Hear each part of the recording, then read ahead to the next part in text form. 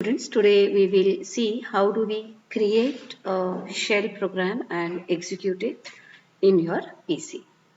So once you start your PC, you have to start your Ubuntu and then you have to click on this folder icon. So I'm clicking on the folder icon. This is your home folder. In this home folder, you have to create your own folder.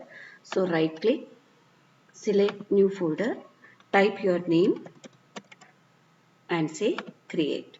So you can see the folder of your name is created. If you open that folder by double clicking it, it shows you folder is empty. All your programs, whether it is a .c program or whether it is a shell scripts, all your programs you are going to store or you are going to save in your own folder. Okay, so I'll just minimize this folder. Next, we have to open the terminal. So this is the terminal. If you type ls, it should show you your folder.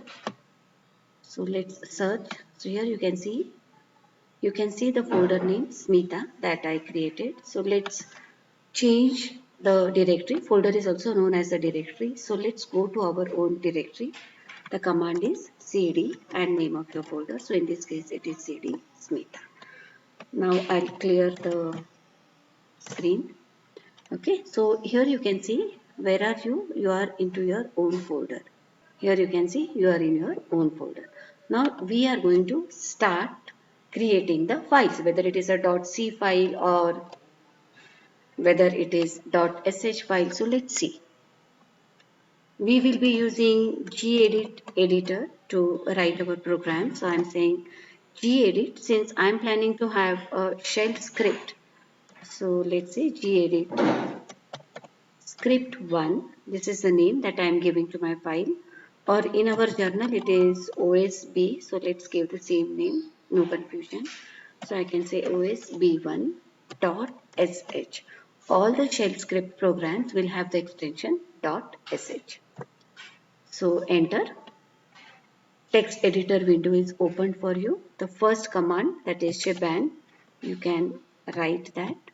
I hope this font is visible to you.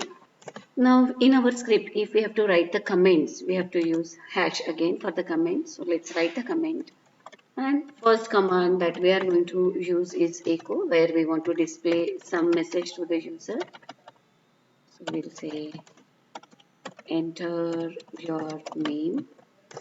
After seeing this message, user has to enter the name. So we will say read. Read command is used to accept the input from the user. Let's ask the user to also echo the age, to enter the age, not echo. Read the age. So here you can see name is a string type as and age is integer type, right? But still we don't have to give any data type. Seeing the input automatically it is understood whether it is a string or whether it is a number. Okay. Next comment, I'll write the comment saying that display the output. What is the purpose of comment? This is for documentation. And how do we display the output? We'll say echo welcome. Whom do you want to welcome? You want to welcome whoever's name is being inputted. So if you want to have the value which is stored in our variable name, we have to use the dollar symbol. So we'll say welcome dollar name. Happy to know you are dollar 8 years old. So program is over. After the program is over, we have to save the program. Either you can use Control S or you can use this save. So click on save, close it. What is the name of your file? osb1.sh. Where is this file stored? This file is stored into your folder. In this case, the name of my folder is Smita. So you have to remember that. Come back to the terminal and let's execute our shell script. So to execute our shell script, we are going to use bash. What is bash? Bash is born again shell. That is the interpreter that we are going to use to run our shell script. What is the name of our shell script? osb1.sh. So here you can see This is a terminal. In your terminal, you can see there is a message printed. What is the message printed? Enter your name. From where this message came? This message was given by us in our echo command. So enter your name. So let's enter the name. Let's enter the age. So there is an error. So let's see what is an error.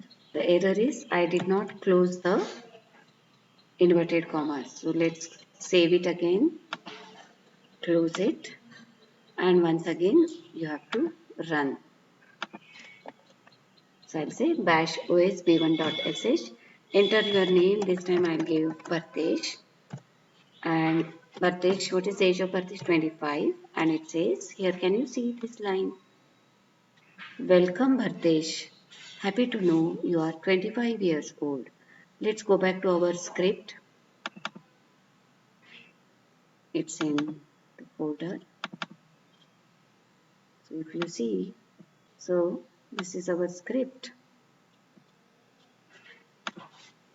And this is the output. So read name. So it is reading the name. What is the name it is reading? It is reading the name Bhartesh. Read age. What is the age it is reading? It is reading the age 25. And when we say welcome $name, what is printed? Welcome Bhartesh. It is the value of our variable name. Then when we say like happy to know your $age, this $age is printed as 25. So what is the value of the variable age? It is 25. And since you want a value, we are using dollar before our variable. So in echo command, if you want to display the value of your variable, you have to use dollar. Okay. Now next, let's change. Now suppose you don't want to use the echo command and the read command. So instead, in the read itself, in your read command itself, you want to prompt the user with some messages. So what you can do is, I'll just comment this because I don't want to use that. So the next use of your comment is if you don't want to use some part of your code, you can always comment that part so that you don't have to execute that. Now, okay, so in read itself, I want to prompt the user. So I will say read -p, enter your name and name. Similarly, read -p, enter your age and age. So we have to save it, Control S, or you can say save. Let's close this, open the terminal. Again, since I've closed the terminal, I am out of my folder. So let's go back to the folder by using the cd command. Cd space name of your folder and you are into your folder. What is the command to run your script? Bash. What was the name of your script? osb1.sh. So see, we haven't used the echo command, but instead we have used -p to prompt in our read command. So enter your name. So let's enter Bhartesh. Enter your age. So let's enter 25.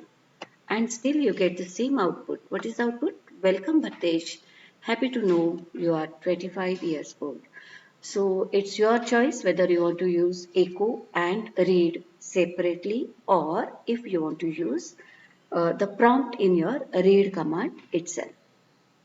That's all for the day. Thank you.